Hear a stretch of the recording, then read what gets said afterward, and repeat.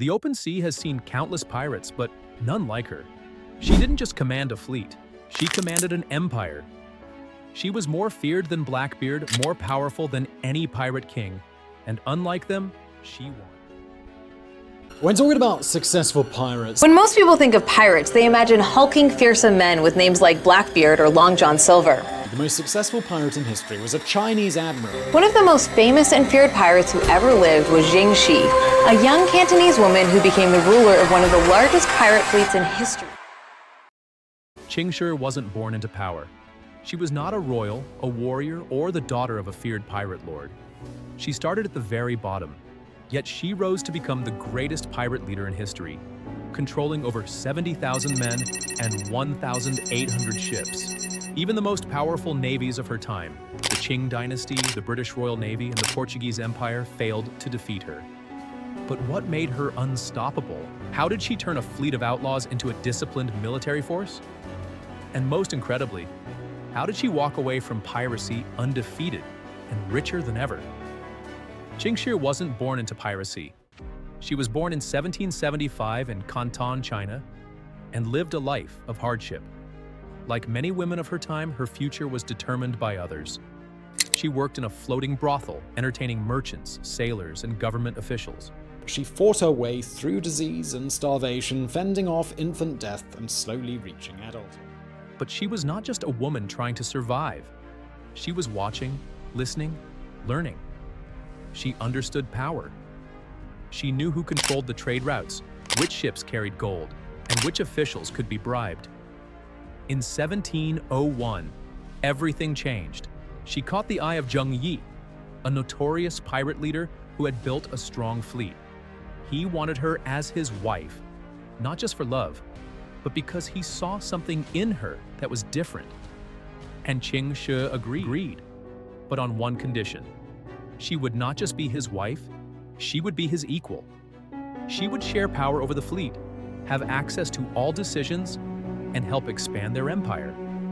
Few pirate leaders would have accepted such a demand, but Zheng Yi did.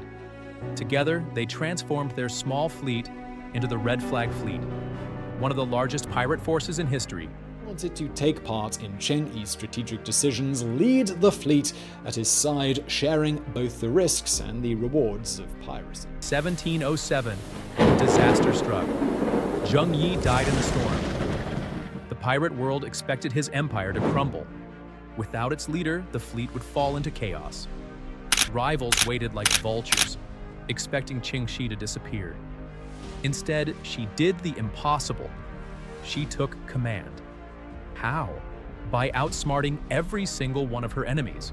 She secured loyalty from her late husband's most powerful captains, including his adopted son and top lieutenant. Cheng might have appeared as the charismatic leader with the hands-on experience and piratical resume, but the true strategic genius behind the lacquered screen was Cheng Yi. She ensured that leadership of each fleet was in the hands of trusted subordinates. Chung Po Tsai, whom she later married. She established a strict code of laws ensuring complete discipline across the fleet. And most of all, she proved that she was more ruthless, more cunning, and more powerful than any pirate leader before her.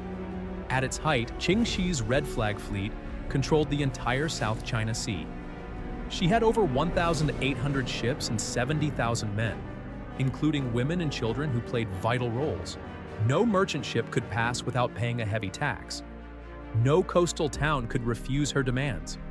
Her laws were simple, brutal, and effective. Disobey an order, execution. Steal from the fleet, execution. Rape a captive, execution.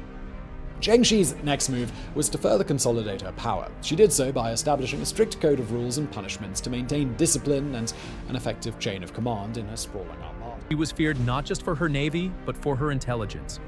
She made alliances when necessary, bribed officials, and used her network to stay ahead of her enemies. Even the Qing Dynasty's entire navy couldn't stop her.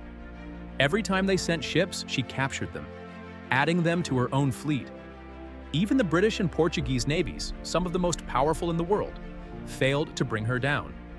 By 1810, she had done what no pirate had ever done before. She forced an empire to negotiate with her. The Qing Dynasty, exhausted and humiliated, offered her a pardon. But Ching Shih, always a strategist, demanded more. She negotiated a deal that allowed her and her men to keep their wealth and granted them official military positions. She retired undefeated, transformed into a respected noblewoman, and lived the rest of her life running a successful gambling empire. She died peacefully at 69 years old, a fate no other pirate leader in history had achieved. Ching Shih wasn't just a pirate, she was a ruler. She outmaneuvered emperors, led thousands, and rewrote the rules of power. No pirate before or after her ever came close to her success. Her empire is gone, but her story remains. The woman who ruled the seas outlived every enemy and walked away on her own terms.